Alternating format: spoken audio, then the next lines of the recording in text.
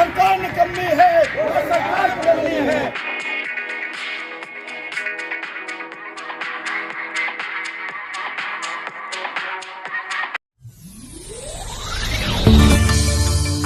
जी मेरा एक बहुत ही अहम सवाल था। हम थर्ड पिलर हैं और बच्चों के भविष्य को सुधारने के लिए हर वो कानूनी तरीका अपनाएंगे जो हमारे हाथ में है, क्योंकि आपके पास पूरी कानूनी फर्म है। इसमें तमाम उच्च न्यायालय, उच्चतम न्यायालय, कड़कड़डुमा जैसे तमाम संस्थाओं के वकील उपलब्ध हैं। क्या कहना चाहेंगे?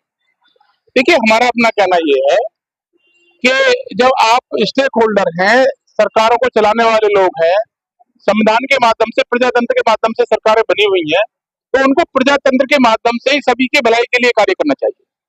आपको रोजगार उपलब्ध कराने चाहिए, आपको जैसी जिसकी योग्यता है उसके अनुसार आपको जो है उसको सेटल करना चाहिए, क्योंकि आप सरकार चला रहे हैं और इसकी गारंटी भारतीय संविधान देता है। भारतीय संविधान सबकी, हर देश के नागरिक को देता है कि उसकी शिक्षा की व्यवस्था, उसके रोजगार की व्यवस्था, उसके स्वास्थ्य की व्यवस्था, उसके जीवन को जीने की व्यवस्था, ये सरकारों की जिम्मेदारी है। और जब हम देखते हैं कि जब हमारी सरकार ये कहते हुए गौरवान्वित होती है कि हम 80 करोड़ लोगों के लिए राशन की व्यवस्था कर दी है और इसमें वो खुश होते हैं, तो ये तो क्लियर हो चुका है कि सरकार भी ये मानती है कि 80 करोड़ लोग इस देश के बेरोजगार हैं, वो सिर्फ और सिर्फ गरीबी रेखा के नीचे जी रहे हैं, उनके लिए 2 टाइम की रोटी की व्यवस्था भी नहीं है। तो साथियों, इस तरह से देश नहीं चलता। देश में इतना झूठ नहीं चलता है कि आप जो है, जब आप सत्ता में आए थे तो आप कह रहे थे कि हम 2 करोड़ लोगों के लिए रोजगार देंगे, आप कह रहे थे 15-15 लाख रुपए हर आदमी के खाते में चला जाएगा, आप कह रहे थे कि इस तरह की कोई व्यवस्था नहीं होगी। आज हम देखते हैं कि आपका पेट्रोल जो है मिलावट से जा रहा है, पेट्रोल की कीमतें कहाँ जा रही हैं, रोजगार कहाँ जा रहा है, बेरोजगारी कितनी हो चुकी है। आप कहीं भी किसी भी चीज पे हर जगह आप फेलियर हुए हैं। और जो हमारा थर्ड पिलर है, जो हमारा यहाँ आने का एकमात्र जो उद्देश्य है, वो ये है कि इस देश में जो न्यायिक व्यवस्था है, न्यायिक व्यवस्था में समाज के जो हर तबके के लोगों का रिप्रेजेंटेशन नहीं दिया गया, विशेषकर जो इस समाज के जो SC ST है, जिनके लिए संविधान जो प्रावधान करता है कि 7.5% ST के लिए और 15% SC के लिए रिजर्वेशन और उनको प्रेजेंटेशन दी जानी चाहिए। वर्तमान में जिस तरह की परिस्थितियां हैं, बहुत ही गंभीर परिस्थितियां हैं। हम जहाँ खड़ा है वहां पर आप देख रहे हैं कि लाखों हजारों की भीड़ फुटफॉल के रूप में है और अभी नीट का मामला छाया हुआ है और अजीब अजीब चीजें देखने को मिल रही है। 16 मेट्रो स्टेशन बंद हो चुके हैं, सत्र चल रहा है, राहुल गांधी जी को उठा लिया जाता है, हजारों बच्चों को पीटा जाता है।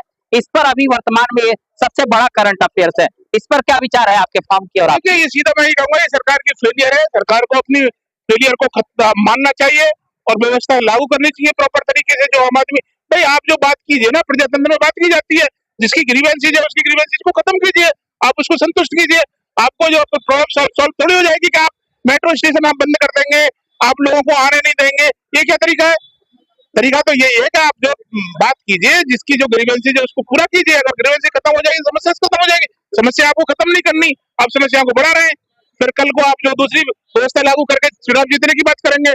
आप EVM के माध्यम से, जो सबको पता है, EVM के माध्यम से सरकार बन रही है, आपके साथ प्रजा तो है नहीं, आपके साथ वोट तो है नहीं। कोलिजियम सिस्टम के भी अभी आपने कोलिजियम सिस्टम भी एक तरह का, मैं तो कहूँ कि जैसे कुछ चंद परिवारों के लोग, आप तो मीडिया कर्मी जानते हैं, कुछ चंद परिवारों के लोग ही इस पर पूरा कब्जा बना रखा है। उन्होंने इवन पार्लियामेंट को भी मतलब बाईपास कर रखा है।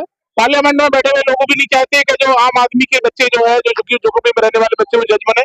क्योंकि अगर नेशनल अपॉइंटमेंट जुडिशियल कमीशन लागू हो जाएगा, जो UPSC की तरह से होता है, अगर उसके माध्यम से जज बनेंगे तो निश्चित रूप से जो झोपड़ी में पैदा होने वाले बच्चे वो भी आएंगे। मैं देखिए, इसी एस्पेक्ट में दूसरी बात आपको बताऊंगा कि इन्होंने किस तरह से व्यवस्थाओं को छीन भिन्न किया है। वैसे कहते हैं आरक्षण से कोई किसी को फर्क नहीं पड़ा।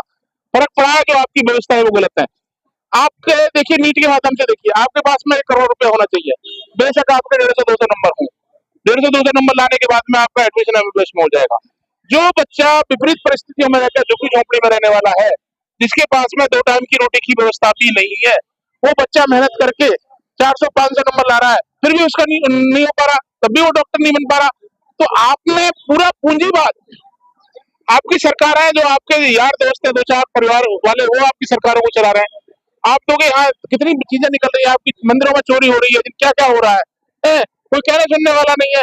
आप बच्चों के भविष्य के साथ खिलवाड़ कर रहे हैं। बच्चा कितनी मेहनत से एग्जाम देता है, आपके एग्जाम मतलब वो हो जाते हैं।